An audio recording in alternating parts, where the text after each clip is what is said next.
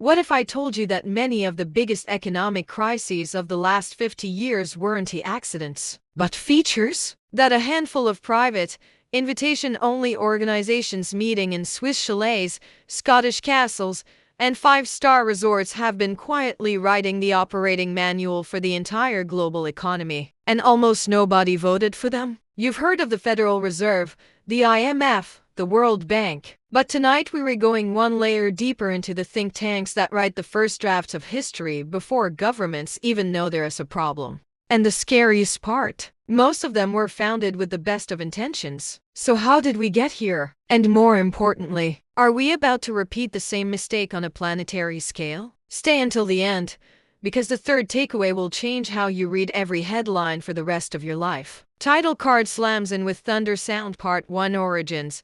The gentleman's agreement that rewrote money 19101944 archival footage.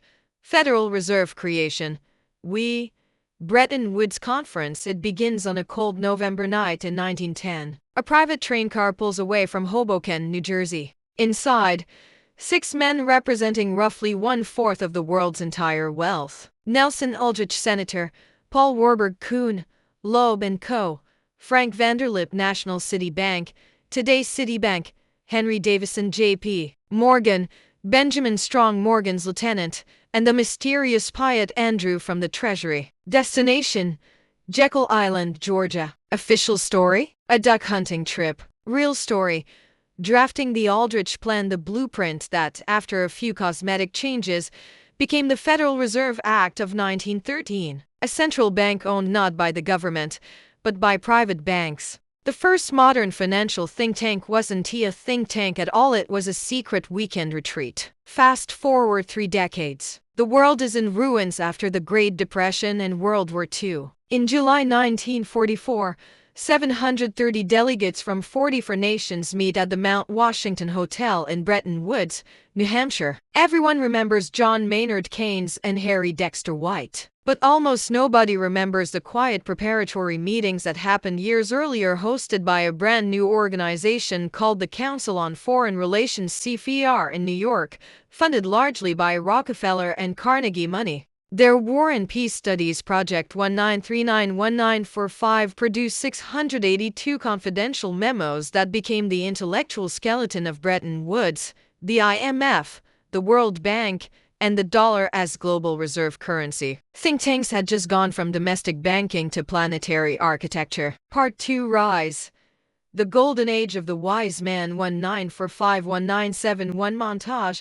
Trilateral Commission founding. Bilderberg Hotel photos. David Rockefeller shaking hands with presidents with the architecture in place. The next step was coordination. Enter 3 private clubs that still operate today. The Bilderberg meetings first convened 1954. Prins Bernhard of the Netherlands plus Joseph Riedinger plus Rockefeller funding the Trilateral Commission 1973, founded by David Rockefeller and Zbigniew Brzezinski, the Group of 30 1978. Jeffrey Bell plus Paul Volcker plus Rockefeller. Again, these weren't conspiracy cabals with robes and handshakes. They were in our hyper-exclusive brainstorming session CEOs, prime ministers, central bankers, media barons locked in a hotel for 3 days under Chatham House rule. You can use the information, but you can never reveal who said it. The effect? Policy synchronization without fingerprints. Example: in the late 1960s, the Bretton Woods gold standard was cracking. Inflation was rising. France was demanding actual gold for its dollars. At the 1971 Bilderberg meeting in Woodstock, Vermont, the topic was the future of the dollar. 4 months later, Richard Nixon suspended dollar-gold convertibility, ending the Bretton Woods system forever. Coincidence? Maybe, but the timing is noticeable. Part 3. Breaking point. The Volcker shock and the birth of neoliberal technocracy 1979-1989. Grainy footage of Paul Volcker, 17% interest rates. Reagan-Thatcher. By the late 1970s, inflation was double digits in most Western countries. Paul Volcker, former Chase Manhattan banker, CFR board member, Trilateral Commission member, and regular Bilderberg attendee, was appointed Fed chair. In October 1979, he triggered the Volcker shock. interest rates to 21%. Recession followed. Millions lost jobs. Latin America defaulted. But a new consensus was born. Inflation is the ultimate evil. Central bank independence is sacred, and debts must always be repaid even if it means austerity forever. Out of this trauma emerged the Washington Consensus, coined 1989 by John Williamson, senior fellow at the Peterson Institute for International Economics, another Rockefeller-funded shop. 10 simple rules: privatize, deregulate, open capital accounts, cut subsidies, flatten taxes. The IMF and World Bank made these rules loan conditions for the entire developing world. Think tanks didn't just advise governments anymore, they wrote the terms of surrender. Part 4: Fallout. The Age of Crises by Design 19902020. Clips: Asian Financial Crisis 1997, Argentina 2001, Global Financial Crisis 2008, Eurozone Crisis 2010 to 2015. Pattern recognition time. 1997 Asian Financial Crisis. Countries that followed open capital account advice got destroyed by hot money flows. IMF rescue packages forced fire sale privatizations to Western funds. 2008 Global Financial Crisis. Deregulation pushed by the same think tanks since the 1980s created a 700 trillion derivatives monster. 2010 Eurozone. The European Central Bank, staffed with Goldman Sachs and trilateral alumni, forced Greece into a decade of depression to protect French and German banks. Each time, the diagnosis from the think tank circuit was identical: more reform needed, more liberalization. Trust the experts. Part 5: Failed fixes. From Davos apologia to the Great Reset 2020 Today clips. Davos panels. Klaus Schwab, you'll own nothing and be happy. CBD white papers after 2008.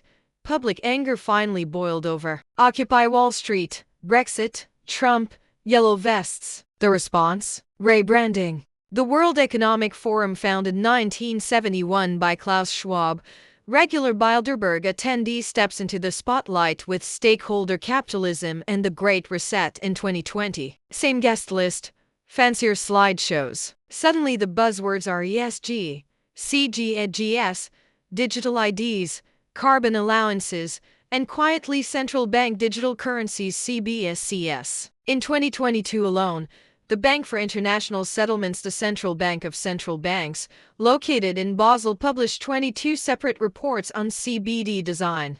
The Atlantic Council's Geoeconomics Center 2024 now tracks 134 countries exploring CBDCS, all of them at advanced stages. And who funds the Atlantic Council? Lockheed Martin, Goldman Sachs, the Rockefeller Foundation, and the Bank of England. Part 6: Modern Parallels.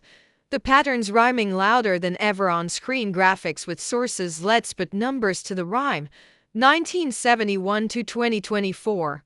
Global debt rose from $3 trillion to $305 trillion. IMF data: top 1% captured 63% of all new wealth created since 2020. Oxfam 2025. Central bank balance sheets: $8 trillion in 2019, $28 trillion in 2024, projected $45 trillion by 2030 if trends continue. BIS scenarios: private equity now owns 1 in 12 American homes. Redfin Atlantic Council data: 8 out of 10 most cited economic forecasts at Davos 2023 miss actual inflation by more than 300 basis points. Bloomberg review: the operating system written in those wood-paneled rooms decades ago is still running, and it is hitting its limits again. The 3 takeaways: clean graphic, serious tone. Takeaway number 1: think tanks are not neutral. They are funded by specific interests: banks, foundations, defense contractors, and select members who already agree on first principles. Dissent is rarely invited. Takeaway number 2: crises are the moments when private blueprints become public law. 1910 Fed, 1944 IMF or World Bank, 1979 Central Bank Independence Dogma, 2008 trillions in bailouts with no criminal prosecutions. 2020 to 2025, the largest wealth transfer in history under emergency conditions. Takeaway number 3: the next blueprint is already written. Search BIS Innovation Hub Project 2025 to 2027 Work Program or IMF CBD Virtual Handbook. They're public. The question is no longer will it happen, but will we notice before the code goes live? Final warning, open-ended thought: we are not powerless, but we are distracted. Every time you hear there is no alternative, remember that phrase was workshopped in a conference room you weren't invited to. Alternatives exist, they're just not allowed on the main stage yet. The men on the train to Jekyll Island thought they were saving the system. The delegates at Bretton Woods thought they were preventing another war. Today's architects believe they're saving the planet. History's lesson is brutally simple.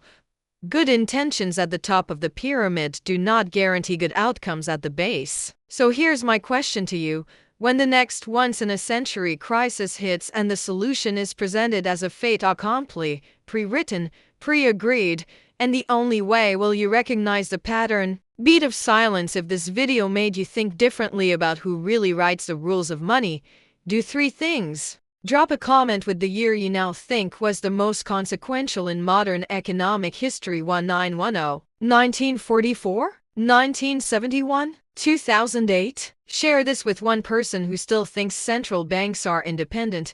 If you want the unfiltered source list to all plus documents, meeting attendee lists, declassified memos, join the free newsletter in the description. First link, no paywall ever. The matrix isn't hidden, it's just boring until it isn't. Thanks for watching. Stay curious, and whatever you do,